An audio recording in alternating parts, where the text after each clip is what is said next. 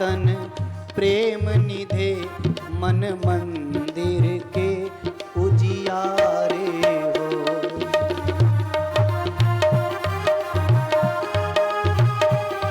मंदिर के उजियारे हो।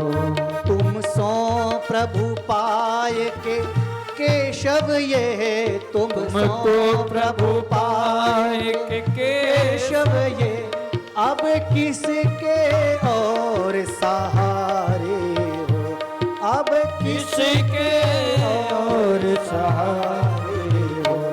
पितु मातु सहायक स्वामी सखा, तुम ही एक नाथ हमारे हो। पितु मातु सहायक स्वामी सखा, तुम ही एक मेरे सहायक हो।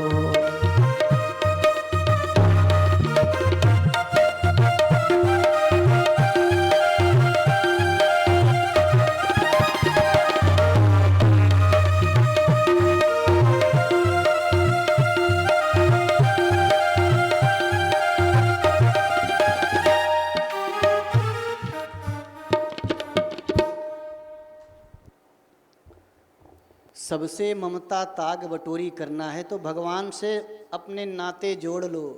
हे प्रभु, त्वमेव माता च पिता त्वमेव, त्वमेव बंधु च सखा त्वमेव, त्वमेव विद्या द्रविणं त्वमेव, त्वमेव सर्वं मम देव देव।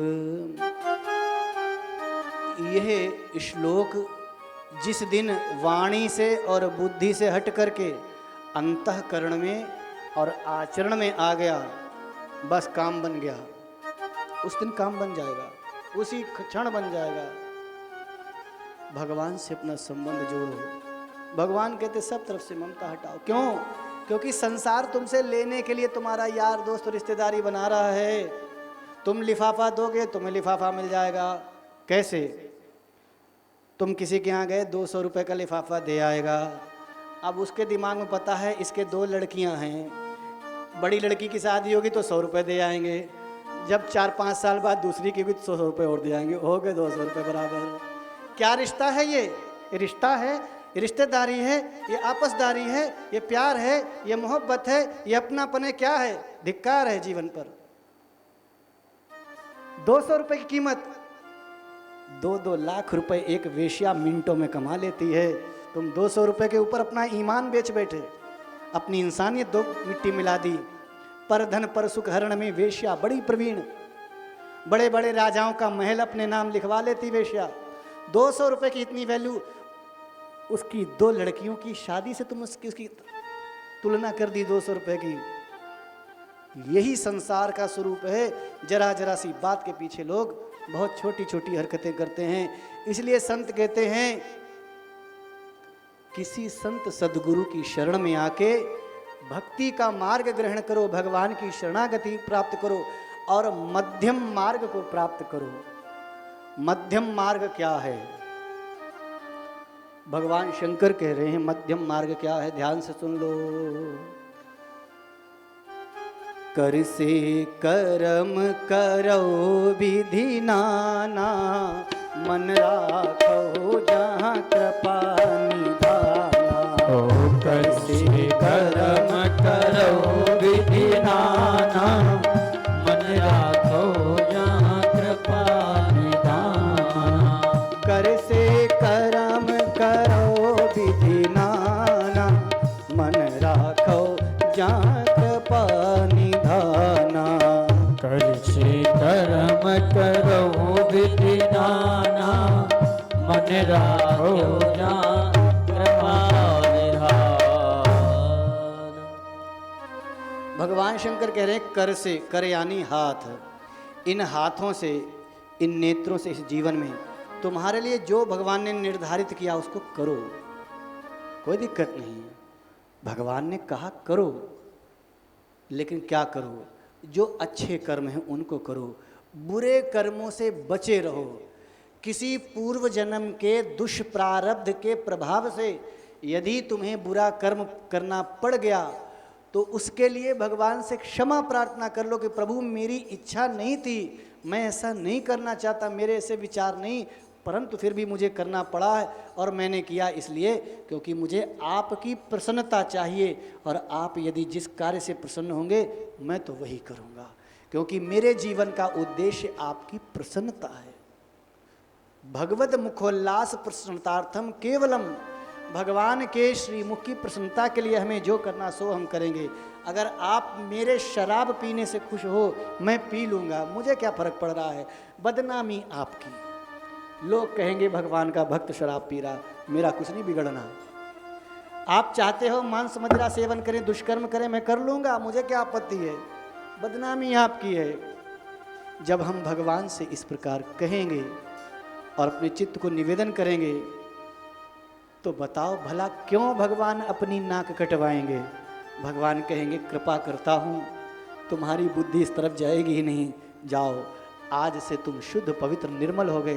कृपा दृष्टि पड़ते ही मनुष्य के दुष्प्रारब्ध दुष्संस्कार नष्ट हो जाते हैं, सुंदर सद्विचार हो जाते हैं।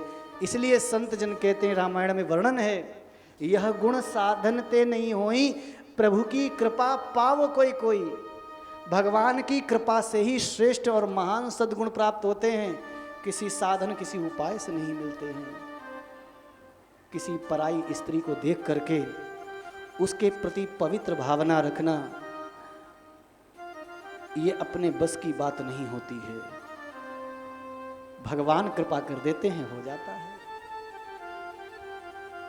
किसी पराई लड़की को देख के अपनी बहन और बेटी समझना अपने बस की बात नहीं होती मनुष्य की, क्योंकि जो रात दिन मीट मछली खा रहा, गंदी गंदी बातें कर रहा, देख रहा, सुन रहा, पढ़ रहा, वो कैसे क्या सोच लेगा उसके बारे में। वो जो कर रहा वही तो वो दूसरी के अंदर देखेगा, वहाँ भी वही उसको दिखाई देगा। लेकिन एक बार भगवान ने कृपा दृष्टि कर दी तो सब क्या हो गया, स्त्रियः समस्ता सकला जगस्तु काते स्तुते स्तव्य परा परोक्ति। समस्त स्त्री जाति के अंदर उस जगत जननी जगदम्बा का दर्शन होने लग जाता है। ये गुण अपने साधन से नहीं, भगवान की कृपा से प्राप्त होते हैं। और भगवान की कृपा कैसे प्राप्त होती है, वो किसी संत सद्गुरु की कृपा से प्राप्त होती है। और संत सद्गुरु की कृपा कैसे मिलती है, गांठ बांध लो, दुनिया में कोई नहीं बताएगा। किसी संत सद्गुरु की यदि कृपा प्राप्त करनी है तो उसके दो ही तरीके हैं। पहली चीज उनकी शरण में चले जाओ, दूसरी चीज उनकी बात मान लो। एक तो उनकी शरण में चले जाओ, दूसरे उनकी बात मान लो। जैसे उदाहरण के लिए एक महात्मा थे, एक चोर कहीं से चोरी करता हुआ आ रहा, उसके पीछे राजा के सिपाही लगे, पकड़ो पकड़ो पकड़ो पकड़ो चोर चोर चोर चोर, पकड़ो पकड़ो चोर चोर, पकड़ो पकड़ो चोर चोर। चोर आया, महात्मा जी जंगल में एक कुएं के पास बाल्टी से जल खींच रहे थे, नहाते हुए, सुंदर जटाएं। चोर ने देखा है तो महात्मा है, ये बचा लेंगे, क्योंकि इतनी बात तो गुंडे बदमाश भी जानते हैं कि साधु है, साधु ते होई ना कारज हानि। साधु से तो किसी के कार्य की कोई हानि होती नहीं, वो तो सबके ऊपर कृपा ही करते हैं, ये मुझे बचा लेंगे, महाराज मुझे बचाओ, ऐसे ऐसे क्या बात हो गई, बस मेरे प्राण संकट में हैं। महात्मा जी ने समझ लिया कि चोर है, सिपाही लगे और चोर के ही पीछे लगें, क्या भला, लेकिन मेरी शरण में आया है। साधु महात्मा कहते चोर हो या गुंडा हो, शरण में आया तो कृपा करो। संत का कार्य केवल कृपा करना, भगवान का कार्य केवल कृपा करना, गुरु का कार्य केवल कृपा करना। मेरे जीवन में मेरा शत्रु भी मेरे पास आ जाए, मैं उस पर कृपा ही करूँगा। मैं भूल जाऊँगा कि ये मेरा शत्रु है, उसने मेरे साथ शत्रुता का व्यवहार किया। क्यों? क्योंकि वो मेरी शरण में आया कृपा प्राप्त करने। मेरा तो काम ही कृपा करना है, मेरा काम लड़ाई झगड़ा करना नहीं। यही संतों का स्वरूप है। उन महापुरुष ने कहा एक काम कर भाई, तू कुएं में कूद जा। कुएं में कूद जाऊं? हाँ, कुएं में कूद जा। बोले महाराज आप एक तो मर रहा था फांसी लग के, आप तो कुएं में डुबो के मार रहे। तो बेटा एक काम कर, तू मेरा चेला तो है नहीं, और मैं तेरा गुरु